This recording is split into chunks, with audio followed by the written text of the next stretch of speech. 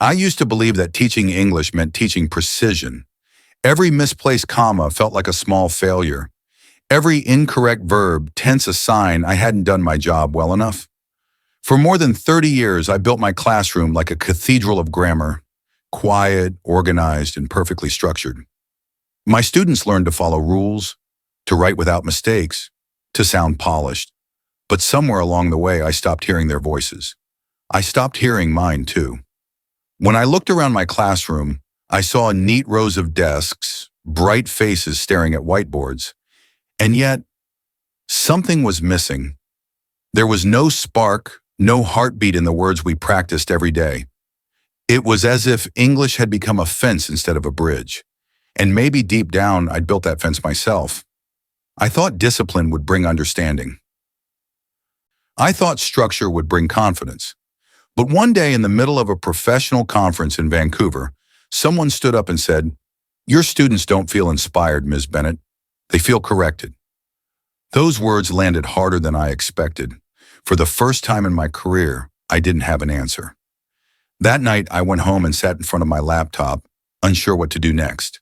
I felt like a beginner again, lost, uncertain, tired of pretending I had it all figured out. Then, by pure accident, I came across a video of one of my former students, Maria. She was working as a nurse now, speaking about her patients with warmth and honesty. Her English wasn't perfect, but her message was alive. Every word carried care, courage, and connection. And in that moment, something inside me shifted. I realized that the power of language has never lived in its rules. It lives in the hearts of those who use it. For days after watching Maria's video, her words kept echoing in my mind.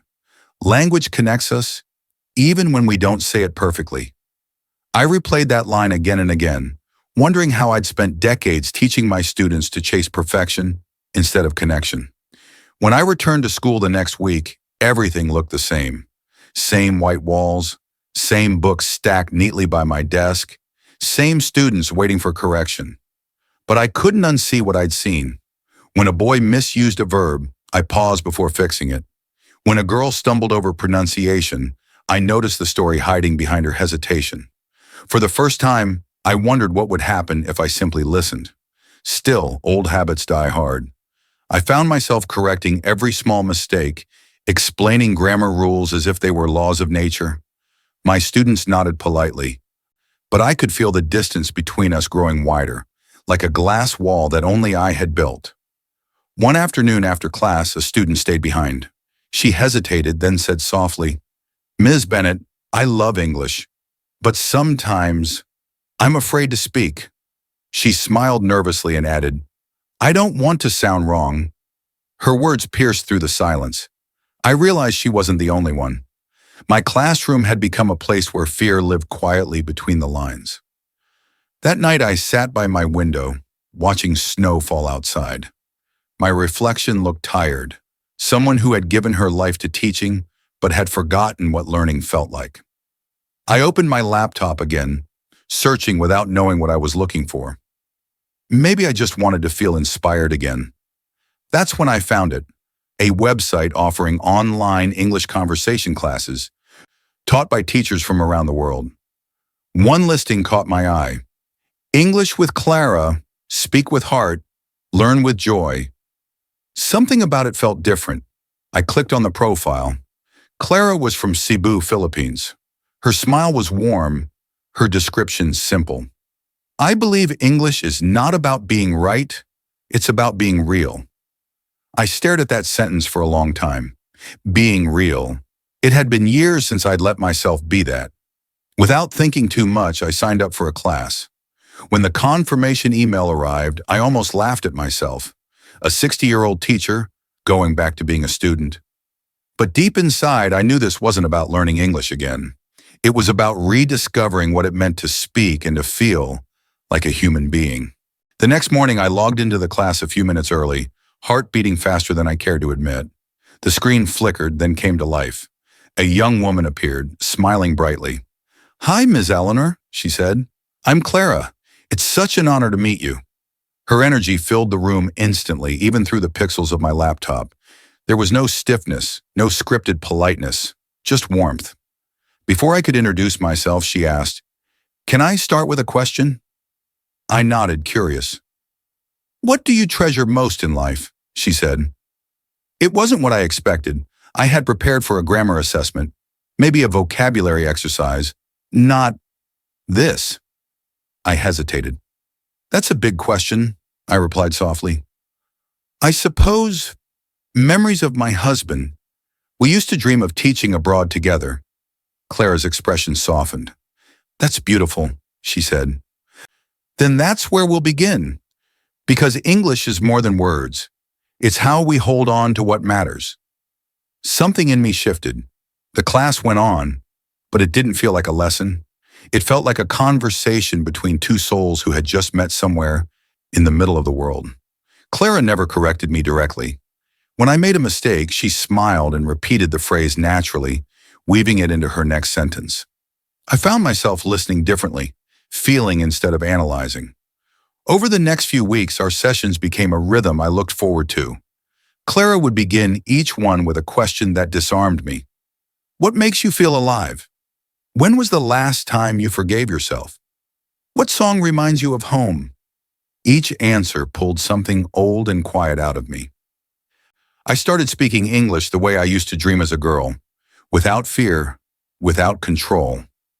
Clara often said, "Ms. Eleanor, English doesn't belong to anyone. It's a bridge. We all build it, piece by piece, with our own stories." I'd heard hundreds of teachers talk about language, but none had ever made me feel it. Her voice carried the softness of ocean air, the steadiness of belief. It wasn't about showing mastery. It was about showing up fully, with your heart open. One evening, she asked me to describe my happiest memory. I told her about a small park near our old apartment, where my husband and I used to sit after class, feeding birds as the city lights came on. As I spoke, my throat tightened. The memory came back in waves, the laughter, the smell of rain, the sound of his voice calling my name. Clara listened quietly, her eyes kind. "You just taught me more English than I could ever teach you," she said. After that night, I realized I hadn't just joined a class. I had begun a journey. For the first time in years, I wasn't teaching or correcting. I was learning how to feel again, through a language I thought I already knew. And deep inside, I sensed that this was only the beginning. Months passed, and my lessons with Clara became the heartbeat of my week. She taught me things that didn't appear in any textbook: how to pause when emotions rise, how to let silence mean something, how to trust the space between words. I began to understand that communication isn't built from grammar. It's built from grace. One day, Clara said gently, "Ms. Eleanor, you should come visit the Philippines. I think you'd love seeing how we teach English here." I laughed at first. "At my age?" She smiled. "At any age." The invitation lingered in my mind for weeks. I'd never been to Asia. My world had been neatly contained between the borders of Vancouver, safe, predictable, cold in both weather and habit. But something inside me, something restless and newly awake, whispered go.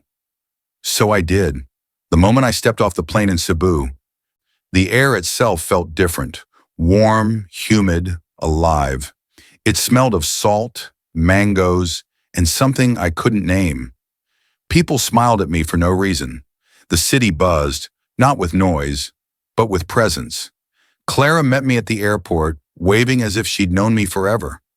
"Welcome home," she said. "Home?" I teased. She nodded. "Sometimes home isn't where you're from. It's where you feel understood." We spent the next few days visiting schools. In one small village outside the city, I watched a class of children reading poems in English. Their accents were thick, their rhythm uneven, but their eyes shone. They weren't afraid of mistakes. Every word they spoke came with laughter and movement, as if language itself were a game. After class, I asked Clara how she managed to teach them with such joy. She said, "We tell them English is like singing. You don't worry about every note. You just sing with your heart." It struck me how simple, how profoundly human that was. No red pens, no correction drills, no silent shame. Just learning through love. Later that evening, we walked along the beach. The sun was setting over the sea, painting the sky golden rose. Clara picked up a shell and handed it to me. "This is how we teach," she said. "Gently. We let the tide do the rest." I didn't speak. I couldn't. My throat felt tight again, the way it used to when I wanted to cry, but didn't know why. That night, back in my small guest house, I opened my notebook and wrote a single sentence. Education is not about perfection. It's about permission. The permission to be real. For the first time in decades, I felt alive as a teacher. Not because I had mastered something new, but because I had finally remembered why I wanted to teach in the first place. When I returned to Vancouver, the air felt heavier, colder, but something inside me had changed. I carried Cebu with me, the warmth of its light, the laughter of its classrooms, the rhythm of words spoken without fear. I didn't know how to explain it to anyone, but I knew I couldn't go back to teaching the way I used to. On the first day of the new semester, I stood in front of my students, the same room I had walked into for 30 years. The whiteboard gleamed, the desks were perfectly aligned, and yet everything felt different. I looked at them, young faces, waiting for correction, and said, "Today, we're going to do something new." They exchanged curious glances. "Instead of grammar drill," I continued, "I want each of you to tell me one story. It doesn't have to be perfect, it just has to be true." At first, there was silence. A few students fidgeted, unsure what I meant. Then a boy named Ethan raised his hand. He was usually quiet, almost invisible. "Can I talk about music?" he asked. "Of course," I said. He hesitated, then began. "My dad left when I was 6, but when I play the guitar, it feels like he's listening." His voice cracked on the last word, but he kept going. "I want to write songs that help people feel less alone." The classroom fell silent again, but not from discomfort. It was the silence that comes when everyone is holding their breath. When he finished, I whispered, "That was beautiful." And then, one by one, other students began to speak. Stories about parents, about fear, about small victories. English, once rigid and mechanical, came alive. Every mistake was human. Every word carried truth. Over the next few weeks, the atmosphere of my class transformed. I replaced grammar charts with story circles, essays with letters, vocabulary lists with conversations about life. My students didn't just learn English. They began to trust it, to see it as a mirror rather than a test. One afternoon, another teacher stopped by my classroom. She stood in the doorway watching my students laugh as they shared their stories. "Eleanor," she said later, "whatever you're doing in there, it's working." I smiled. "I stopped teaching English," I said. "I started teaching people." Word spread quickly through the school. Soon other teachers came to observe. Some were skeptical, some inspired. I was invited to present at a staff meeting about what they called the new method. But to me, it wasn't new at all. It was ancient. It was human. I showed them the photos I'd taken in Cebu, children reading poems by the sea, teachers guiding with patience, laughter filling every mistake. And I told them about Clara, about what she taught me, that English could be a bridge of hearts, not just a bridge of words. By the end of that meeting, my principal leaned forward and said, "Maybe we can start a pilot program, connect our school with teachers from the Philippines, exchange classes online." I felt a wave of emotion rise in my chest. "Yes," I said quietly, "let's call it Bridge of Hearts."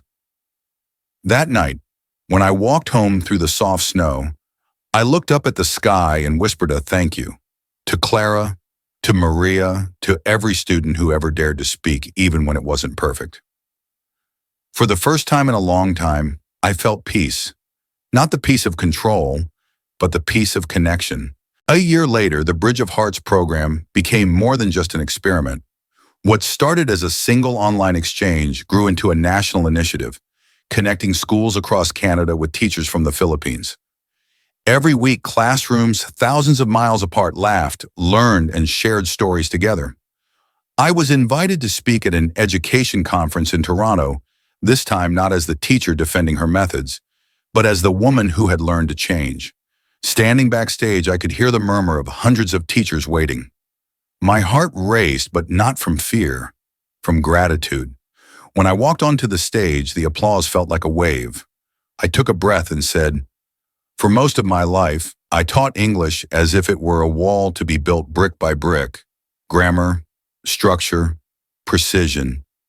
But then, I met someone who showed me that English could be a bridge instead. A bridge made not of rules, but of stories." I told them about Maria, whose imperfect English carried more compassion than any flawless essay. About Clara, who taught me that language can heal what silence once broke. And about my students, who reminded me that the smallest act of expression can be an act of courage. When I finished, the room was silent. Then the applause began, slow, rising, unstoppable. On the big screen behind me, Clara appeared via video call from Cebu. Her voice was clear, warm, steady. "English doesn't make us the same," she said. "It helps us become the best version of who we already are." People stood up. Some were crying. I looked at the screen and smiled through my own tears. "Thank you, Clara," I whispered. "You taught me how to listen again." Months later, I retired. On my last day, my students surprised me with a gift, a painting of two cities, Cebu and Vancouver, connected by a bridge made of light. At the bottom, in careful handwriting, they'd written, "Thank you for teaching us to speak with our hearts." I stood by the window of my empty classroom as snow began to fall outside. The world felt quiet, but inside me was a warmth that would never fade. After all these years, I finally understood. Language isn't how we speak, it's how we love. In the end, this story isn't really about English. It's about connection, about how a single conversation between two strangers, half a world apart, can change everything. We live in an age of noise, where everyone speaks but few are truly heard. Yet sometimes all it takes is one person who listens, not to correct, not to impress, but to understand. If I've learned anything, it's this. Language doesn't just live in the mouth. It lives in the pause before we speak, in the courage to reach across the distance, in the kindness that travels through our words. And maybe that's the real lesson, the one no classroom ever taught me, that to teach, to learn, to live, we must first have the heart to listen,